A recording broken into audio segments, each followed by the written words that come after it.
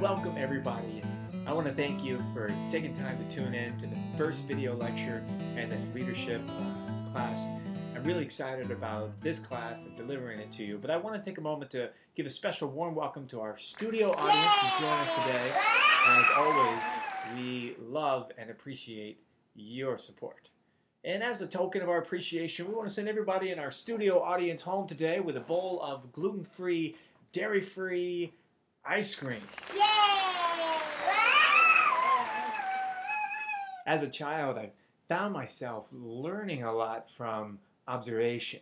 I would watch my siblings and see what worked and what didn't work for them, and then I'd watch other people, and I'd always try to let other people take the first move so that I could better assure my own success. And even spent some time watching TV and trying to learn from the experiences of other people on TV. And as a result, you could probably sum up my high school experience in about 2 words. Zach Morris. And yes, if you happen to catch that episode, there is a hidden track dubbed underneath this that is trying to manipulate your subconscious to really like me. Here, let me just turn it up for you so that you can hear it. Wow, this guy is awesome. I want to share this video with all of my friends. I want to follow his blog on harrisonwilder.wordpress.com and like every post. I'm going to... Anyway, you get it. So I've naturally kind of found myself taking the same approach to the Bible when I read it. And I'm really thankful for the experiences of men and women in the Bible because I get to learn from them. I kind of feel like I have a tool available to me that they never had available to them. And that is to be able to learn from their own successes and failures. Now, there are plenty of people out there who are talking about how great these guys were in the Bible and all the good leadership that they modeled. But I thought it'd be more fun for us to take a look at the examples of poor leadership choices in the Bible. You notice that I didn't say poor leaders. It's too easy for us to idolize a leader and say that either everything was great about them or everything was bad about them. But the truth is that all these leaders in the Bible were people just like you and me. They had some good things going on and they had some bad things going on. I mean, David was awesome. He was a man after God's heart. And, you know, he also made some terrible choices. If nothing else, I think that we should become convinced that imperfect leaders like ourselves can still accomplish great things for God. All of us have the potential to be used by God as leaders. So why bother to become better leaders at all? Why do we need to learn to make better choices? Really, because God tells us to. And in Romans chapter 12, verse 6, it says this: "Since we have gifts that differ according to the grace given to us, each of us is to exercise them accordingly.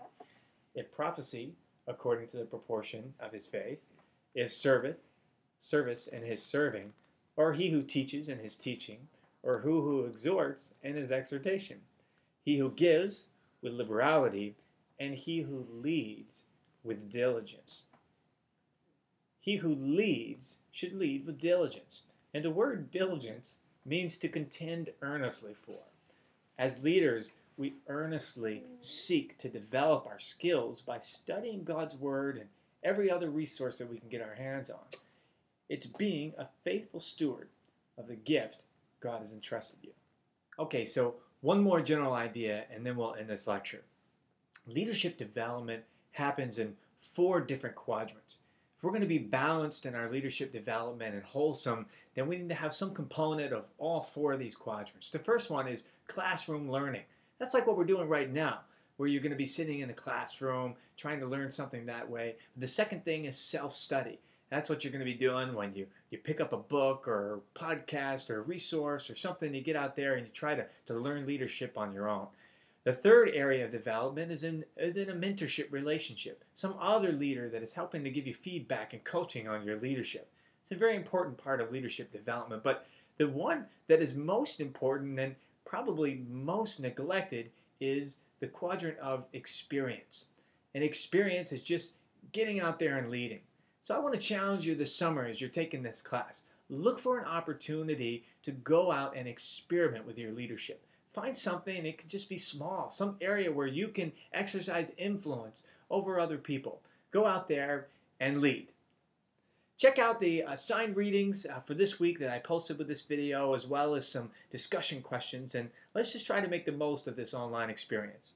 I want you to share your comments with others and try to read what other people are posting, because I think the collective learning experience is what's going to be really valuable here.